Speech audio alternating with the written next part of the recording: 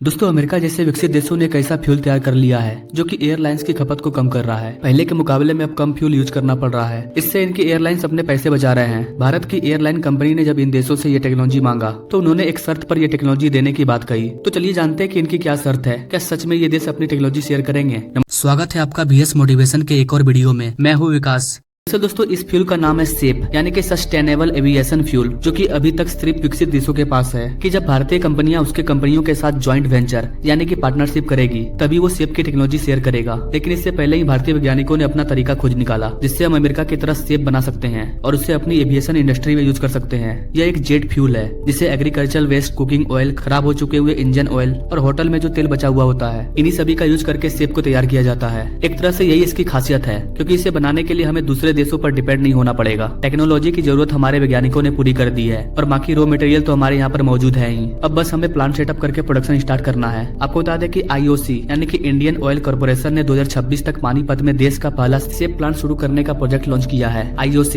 Indian oil corporation 50% की हिस्सेदारी के साथ ज्वाइंट वेंचर के जरिए सेप का प्रोडक्शन शुरू करेगी, जिसमें 50% की हिस्सेदारी अमेरिकी कंपनी लेंजाजेट का होगा, क्योंकि LanzaJet alcohol to jet technology Bharat को दे रहा है जिससे सेप बनाया जाएगा। इंडियन इंस्टीट्यूट ऑफ पेट्रोलियम, इन्होंने देहरादून में 14,000 लीटर से अधिक सेप का उत्पादन किया है। इसके अलावा एक और कंपनी है MRPL यानी कि Mangalore refinery and petrochemical limited. ये कंपनी भी एक प्लांट सेटअप कर रही है ताकि सरकार का जो 1% मिक्सचर का टारगेट है, यानी कि सरकार ओरिजिनल फ्यूल में सेप फ्यूल को मिक्स करना चाहती है, और सरकार के इसी टारगेट को पूरा करने में सहयोग करने के लिए MRPL अपने प्लांट में 20 kilo litre per day capacity का प्लांट सेटअप कर रहा है। MRPL के मैनेजिंग डायरेक्टर संजय वर्मा का कहना है कि प्लांट सेटअप करने के लिए बोर्ड से परमिशन मांगा जा रहा है और बताया जा रहा है कि अप्रूवल मिलने के बाद 450 करोड़ रुपए की लागत से प्लांट सेटअप किया जाएगा। इस प्लांट में जो भी सेप फ्यूल तैयार किया जाएगा उसे डायरेक्ट एरोप्लेन या जेट में यूज नहीं किया जाएगा, बल्कि इसे ओरिजिनल एविएशन फ्यूल के साथ मिक्स करके इस्तेमाल किया जाएगा। अभी भारत में सेप का प्राइस काफी ज्यादा है। इसका सबसे बड़ा कारण है इंफ्रास्ट्रक्चर और ट्रांसपोर्टेशन, क्योंकि हमारे देश में एग्रीकल्चर वेस्ट, कुकिंग ऑयल, ये सब अलग अलग राज्यों में मौजूद है। इन सबको वहाँ किसी एक जगह पर लाना होगा जहाँ पर प्लांट सेटअप होगा,